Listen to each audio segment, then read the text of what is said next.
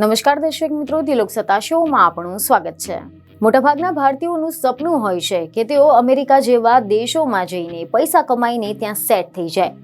જો કે ત્યાં ખૂબ જ નિયમો કડક છે અને આના કારણે માત્ર મર્યાદિત સંખ્યામાં જ ભારતીયો ત્યાં કાયદેસર રીતે જઈ શકે છે અને આના કારણે અમુક લોકો ગેરકાયદેસર રીતે વિદેશ પહોંચવાનો વિકલ્પ અપનાવતા હોય છે।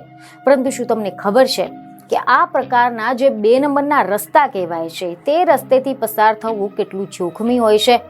જેમાંનો એક આવો જે ખતરનાક માર્ગ છે ડેરિયન ગેપ।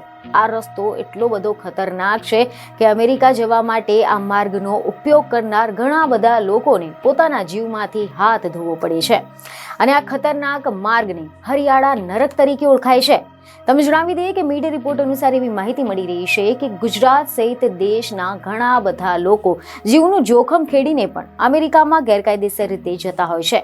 લોકો અલગ અલગ રીતે અમેરિકામાં ઘૂસતા હોય છે। આમાંનો એક મોટો રૂટ ડેરિયન ગેપ છે કે જે 100 કિલોમીટરનો ગાઢ જંગલવાળો વિસ્તાર છે અને લોકો આ માર્ગે પણ અમેરિકામાં ઘૂસતા હોય છે। ઉત્તર કોલંબિયા અને દક્ષિણ પાનામાની વચ્ચે આવેલું એક ખૂબ જ ગાઢ જંગલ છે જે લગભગ 100 કિલોમીટરમાં ફેલાયેલો આ વિસ્તાર રેન ફોરેસ્ટ છે, એટલે કે અહીંયા ખૂબ જ વરસાદ થતો હોય છે તેમજ અંદર સૂર્યપ્રકાશ પણ જઈ શકતો નથી। આવી સ્થિતિમાં જંગલની અંદર જોખમી કણભૂમિ હોય છે તેમજ ઝેરી મચ્છરો અને અન્ય પ્રાણીઓ પણ છે। નાની નાની નદીઓ પણ છે જેમાં અચાનક જ પૂર આવી જાય છે। આ છેડાની ઉત્તર બાજુએ યુનાઇટેડ સ્ટેટ, કેનેડા અને મેક્સિકો આવે છે, જ્યારે દક્ષિણમાં વેનેઝુએલા છે। ગાઢ જંગલ હોવાથી અહીંયા કોન્ક્રીટનો રસ્તો નથી, પરંતુ તેમ છતાં પણ લોકો તેને 4 થી 10 દિવસ સુધીમાં પાર કરતા હોય છે।